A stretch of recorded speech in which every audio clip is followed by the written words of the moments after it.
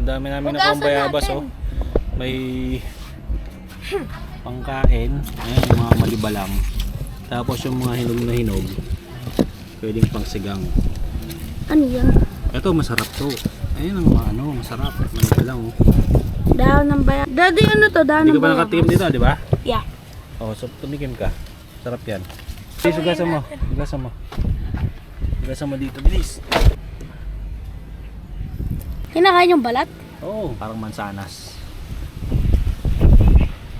Ay, sarap. Pula lobo. Yan masasarap. Ano? Ayaw mo? Ugasan mo to. Yun nga yan eh. See. Oh.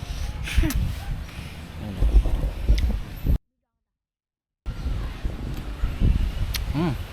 Yung masarap na ano, bayabas.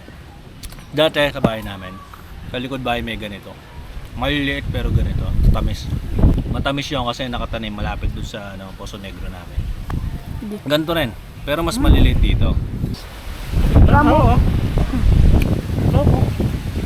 Ang problema dito, pag naparami ka ng kain, mahihirapan ka sa banyo. Mahihirapan ka tumae kasi yung tae mo napakatigas.